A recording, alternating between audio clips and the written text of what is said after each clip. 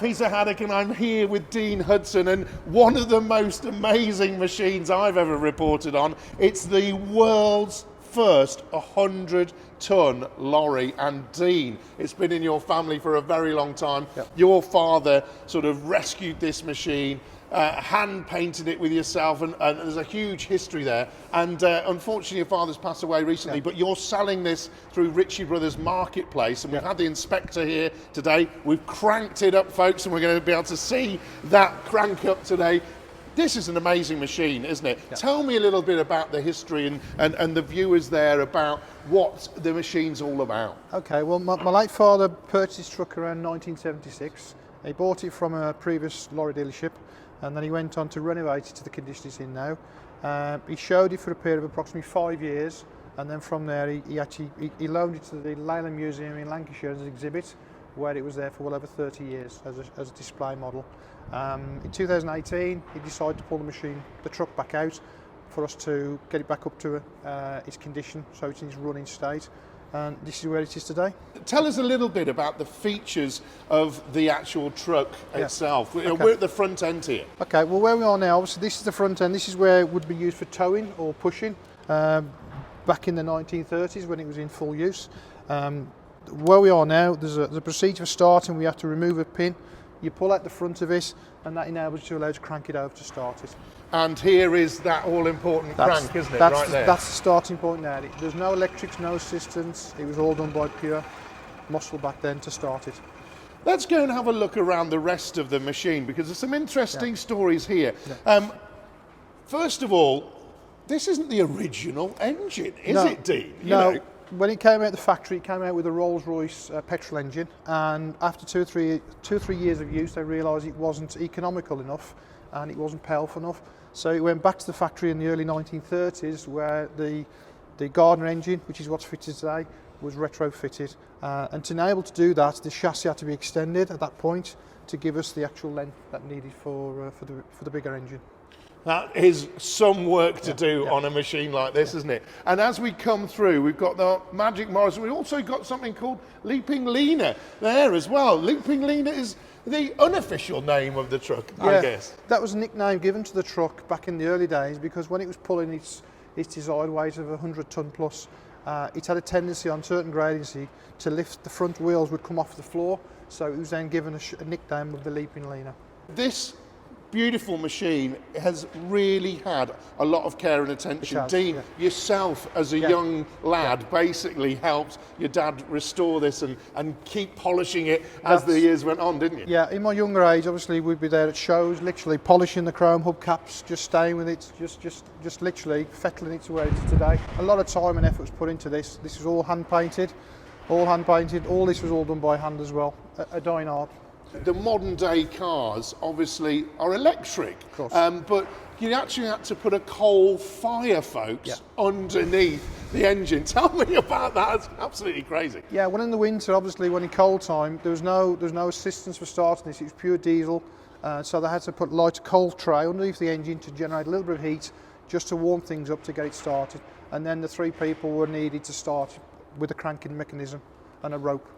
So obviously it's a 100-ton lorry, and there's a reason for that, because let's go and have a look at the main workhorse area of the truck. You know, tell me something about the functions here. You know, you don't often see a chain like that on anything, for example. So you've got the diesel engine at the front. You've got a gearbox, which is the transmission, then a short prop shaft, and then this is what you'd class as the drive axle. This drive axle would then drive the four chains which drive the individual wheels, which give you traction.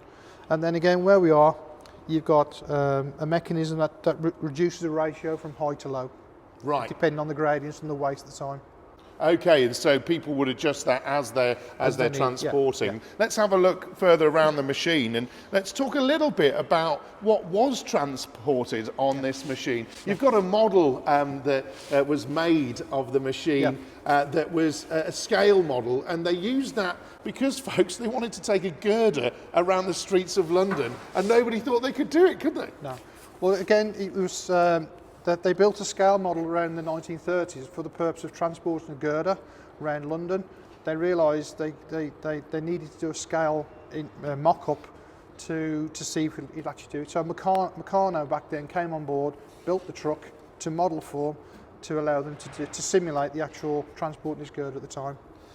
That, folks, is really exciting. We use 3D modelling and things like that nowadays to do that sort of stuff. Yeah. But there was models made with this truck in mind all that time ago. But of course, you know, the biggest thing about a 100-ton truck is the back end, isn't it, Dean? So tell me a little bit about the back end and how it's actually connected to all the trailers that was used. Back in those days, it was called the carrier. And the carrier came in two forms. A 2-axle carrier, which was designed for 100-ton loads, and a 1-axle carrier, which was designed for 60-ton loads. And that was purely connected onto the fifth wheel coupling, whereas they had to jack the trailer up, back underneath it, lower it down, and the fixing points were there to hold it. Where modern trucks are a different type of coupling. This is the towing for shunting. I mean, if in certain applications they had to pull and push loads, and that's where it was towed from.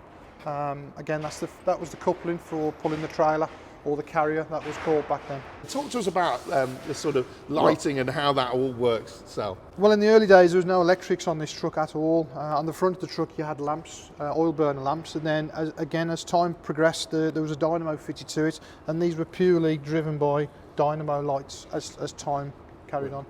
What happened with your dad was quite interesting. He was asked to use the truck to transport boilers and pull boilers, and that was a really big, heavy task, wasn't it? Yeah. Well, again, when my father bought this truck, the history and the heritage behind this, looking back, it was built for the trains, and obviously it did go on to build large vessel boilers. From one of them, the history goes back to a company called Danks's in Netherton, which my late father did actually go on to buy that factory out. Right. So there is an iconic connection there as well. So a lot in the family with this truck here. Obviously, like you said, originally built to pull locomotives. The interesting part of that was there was a challenge, wasn't there? Yeah. Everybody thought we're building locomotives, but we're exporting them, Yeah. and the track sizes were different, weren't they? No, that was the original intention for this truck. That's why it was originally designed and built back in the late 1920s for the purpose of transporting trains. They realised at this stage that the trains they were building wouldn't fit on our modern, our obviously UK rails, so that the only way to transport them was by road, and this is where this truck idea came into fruition.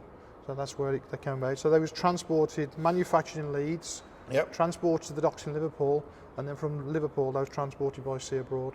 Fantastic. Right, so let's come and have a look at the real part of any truck, and that, folks, is the steering wheel. Slightly different to the modern steering wheel we see there.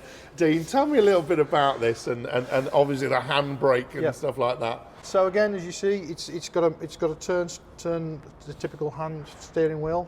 No power assistance whatsoever. It was pure muscle back then. And obviously the momentum of the vehicle moving to help you assist the steering. Then, as you're standing here now, you've got what would be the rear axle brake, which applies as they come down in gradient. They turn that on to apply the rear brake.